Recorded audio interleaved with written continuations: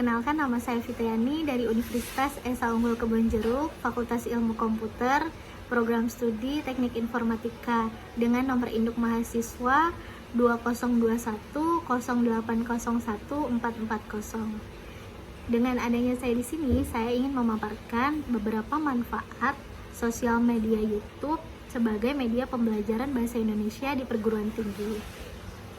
Seperti yang kita tahu, mata kuliah bahasa Indonesia sangat berperan besar terhadap perkembangan sosial, intelektual, dan emosional.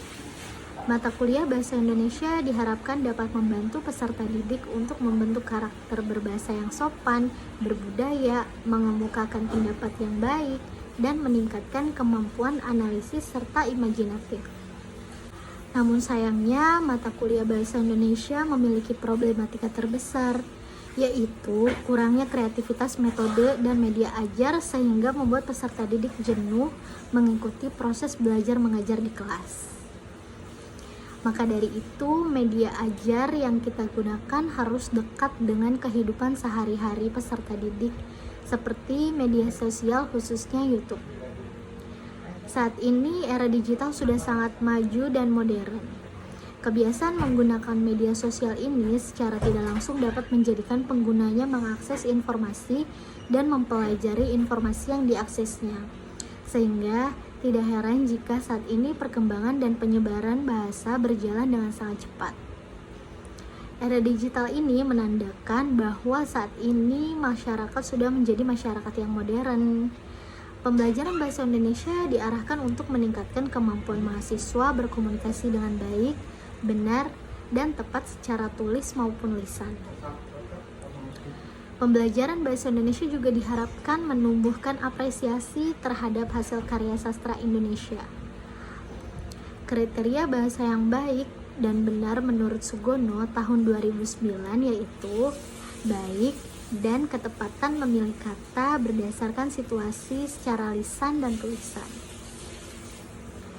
Beberapa mahasiswa menganggap jika pelajaran bahasa Indonesia umumnya hanya fokus pada tata bahasa dan penulisan saja, padahal jika dilihat pada kenyataannya, saat masa sekolah SD, SMP, dan SMA ketika ujian nasional, banyak siswa yang tidak lulus pada pelajaran bahasa Indonesia. Beberapa bukti dari banyak siswa yang tidak lulus itu dapat kita simpulkan bahwa pelajaran bahasa Indonesia ini dikategorikan sulit. Jadi hakikatnya, pembelajaran bahasa Indonesia di perguruan tinggi ditujukan untuk menumbuhkan kepedulian mahasiswa, dosen, tata usaha, dan pihak-pihak universitas terhadap keberadaan bahasa Indonesia sebagai alat komunikasi dan sebagai alat pemersatu bangsa. Kepedulian itu diharapkan akan meningkatkan sikap positif terhadap bahasa Indonesia baik sebagai lambang identitas, kebanggaan bangsa, serta pembangkit rasa solidaritas kemanusiaan maupun sebagai sarana memperkokoh persatuan dan kesatuan bangsa.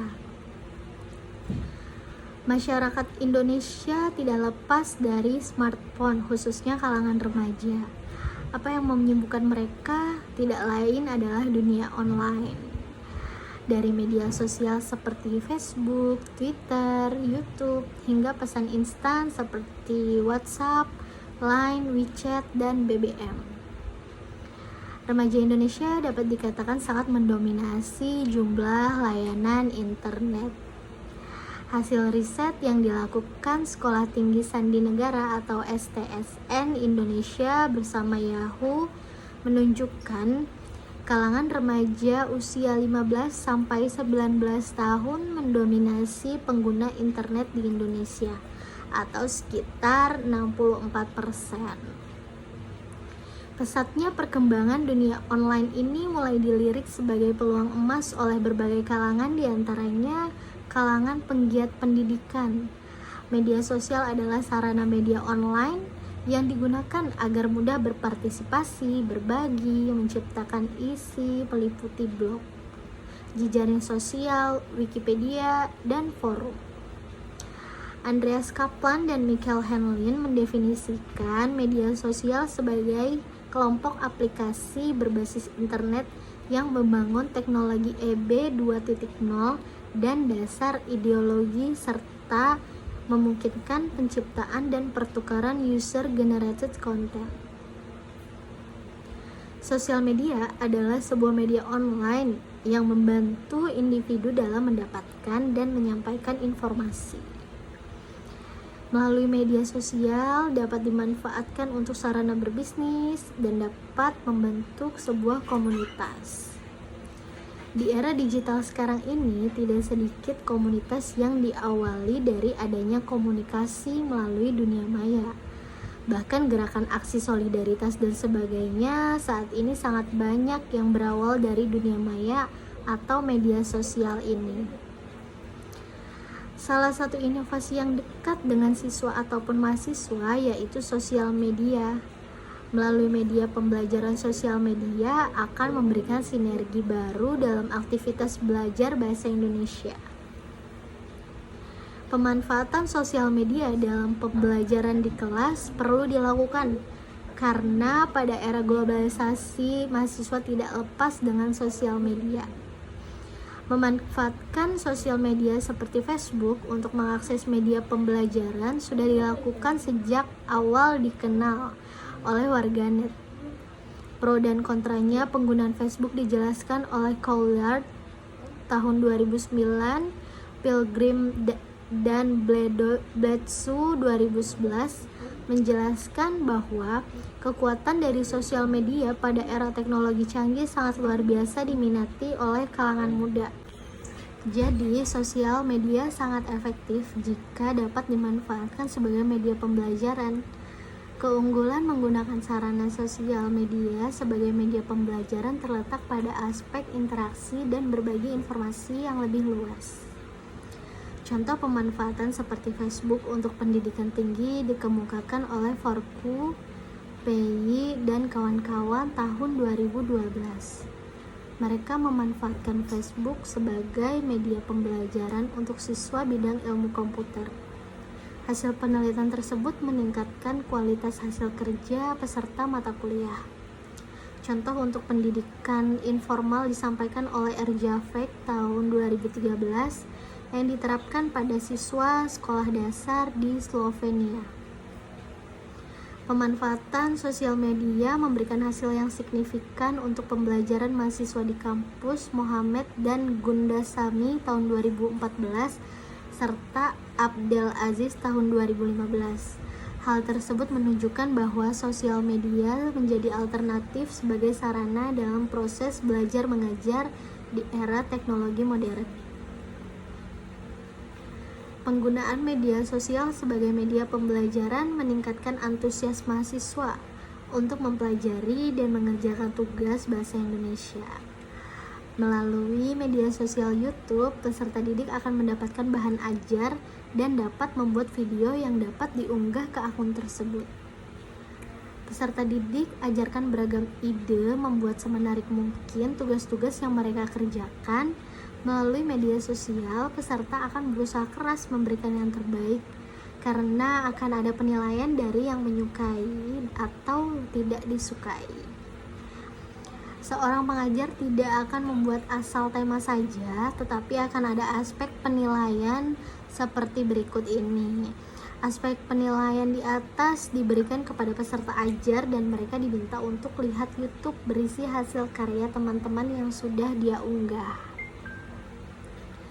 Selain itu, pengajar dapat melihat aspek penilaian dari komentar-komentar video hasil tugas peserta ajar. Peserta ajar akan antusias menganalisis video yang sudah dia unggah. Presentasi kehadiran dan pemahaman serta antusias dalam tanya jawab meningkat ketika menggunakan media ajar YouTube. Berdasarkan hasil wawancara dari 60 mahasiswa, 57 orang mengungkapkan antusias terhadap pelajaran bahasa Indonesia.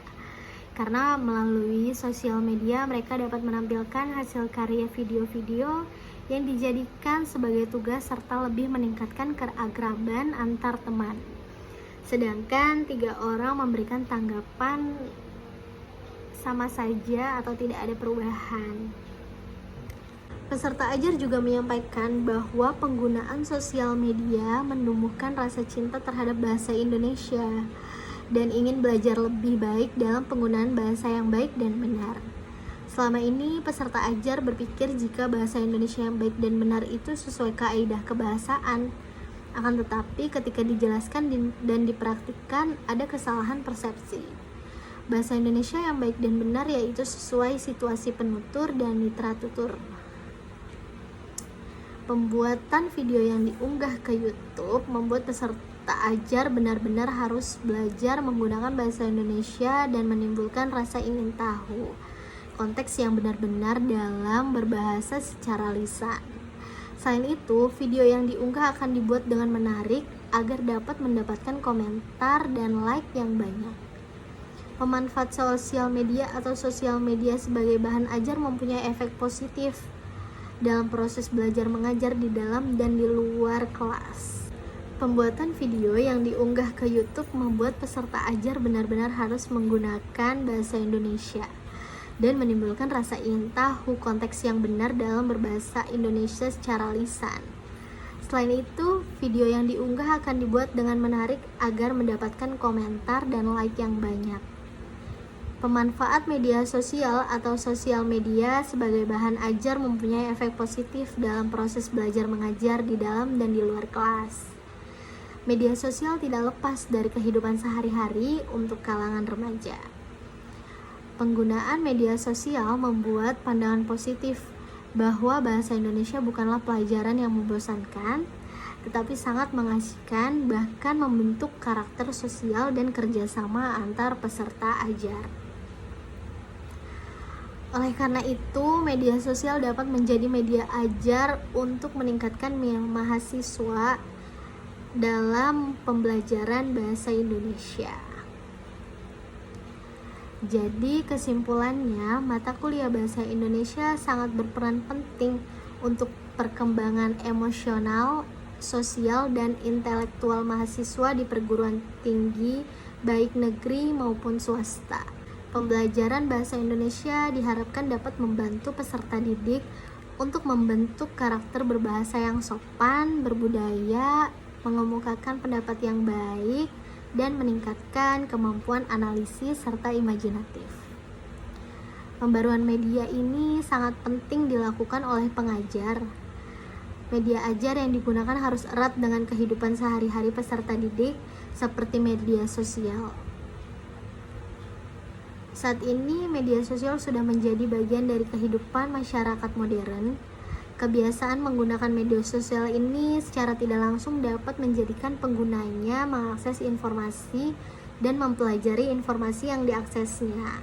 Sehingga tidak heran jika saat ini perkembangan dan penyebaran bahasa berjalan dengan sangat cepat. Era digital ini menandakan bahwa saat ini masyarakat sudah menjadi masyarakat yang modern.